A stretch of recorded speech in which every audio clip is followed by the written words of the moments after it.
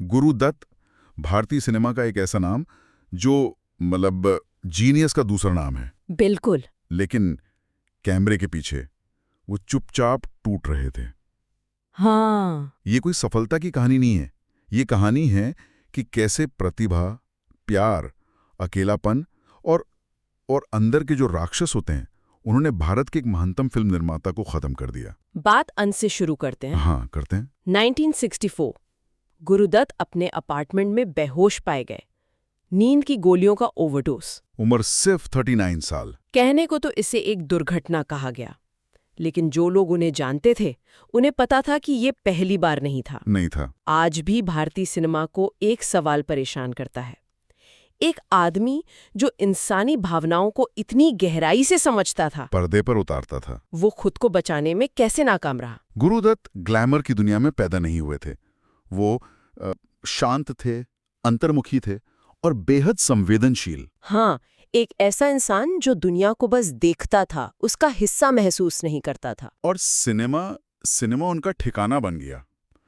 Industry में लोग कहते थे कि वो शोहरत के पीछे नहीं भाग रहे थे, वो मतलब के पीछे भाग रहे थे। और जब कामयाबी मिली तो बहुत तेजी से मिली। हिट फिल्में, समीक्षकों की तारीफ, इंडस्ट्री में इज्जत, सब कुछ।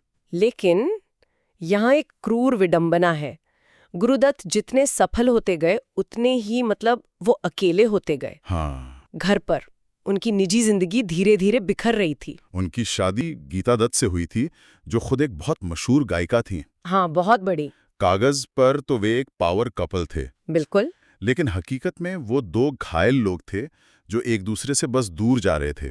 गुरुदत्त अपनी भावनाएं व्यक्त नहीं कर पाते थे, और गीता दत्त को लगता था कि उन्हें भावनात्मक रूप से छोड़ दिया गया है। शोहरत ने उनकी समस्याओं को सुलझाया नहीं, बल्कि और बढ़ा दिया। हाँ, और बढ़ा दिया। बहसें वो खामोशी में बदल गईं, खामोशी दूरी में। और इसी भावनात्मक खालीपन में गुरुदत्त की जिंदगी का सबसे विवादास्पद अध्याय शुरू होता है। वहीदा रहमान। हाँ, वहीदा रहमान के साथ उनका भावनात्मक जुड़ाव। इसे समझना जरूरी है।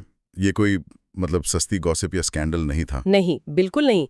ये उससे कहीं ज्यादा दुखद था। वहीदा रहमान उनके लिए समाज, शांति और एक इमोशनल सेफ्टी का प्रतीक बन गई।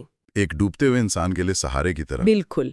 लेकिन इस भावनात्मक निर्भरता के साथ अपराध बोध का एक भारी बोझ भी आया। तो वो जिम्मेदारी और इच्छा के बीच फंस गए थे, बुरी तरह से। और यहाँ बात वाकई दिलचस्प हो जाती है। उन्होंने अपने दर्द के बारे में बात नहीं की। नहीं, उन्होंने उसे फिल्माया। उनकी फिल्में मनोरंजन नहीं थी, वे इकरारनामे थे। सही कहा। चलिए इसे खोलते हैं।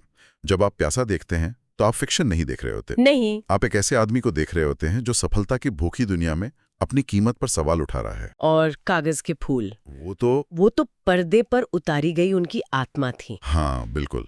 एक ऐसा आदमी जो शोहरत से, अस्वीकृति से और अकेले छोड़े जाने के डर से कांप रहा है। और क्या हुआ जब उन्होंने अपनी आत्मा को पर्दे पर उंडेल दिया? इंडस्ट्री ने कागज के फूल को खारिज कर दिया, बुरी तरह से। आलोचकों ने इसे गलत समझा, दर्शकों ने नजरअंदाज कर दिया। उस एक नाकामी ने उनके अंदर कुछ तोड़ दिया। जरा सोचिए, आप अपनी पूरी आत्मा एक काम में लगा दें, सब कुछ, और फिर आपसे कहा जाए कि इसकी कोई कीमत नहीं है। वो उनके लिए एक निर्णायक मोड़ था। बिल्कुल। यहाँ से गिरावट तेजी से शुरू हुई। बिना नींद की रातें, नींद की गोलियां, शराब और अकेलापन। वो घंटों अकेले बैठे रहते, मुश्किल से बात करते। दोस्तों ने बदलाव देखा, लेकिन उस जमाने में मानसिक स्वास्थ्य पर बात नहीं होती थी ना। कौन करता था?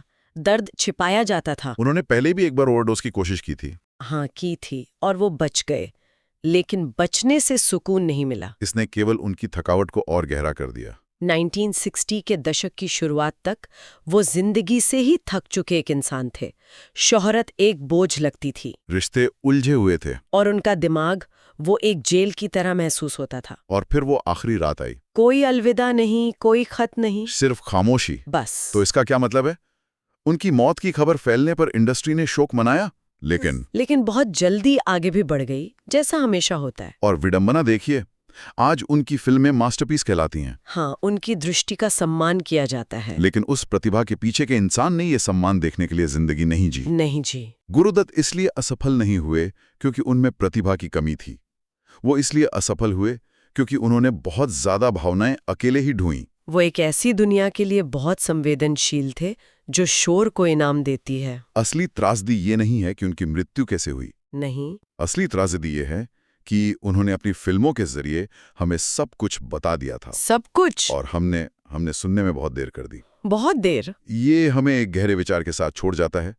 जिस कला का हम जश्न मनाते हैं, उसके पीछे और कितनी खामोश कहानियां छिपी हैं। कितनी ही होंगी। अगली बार आप किस विषय पर इतनी ही गहराई से जानना चाहेंगे, हमें बताएं।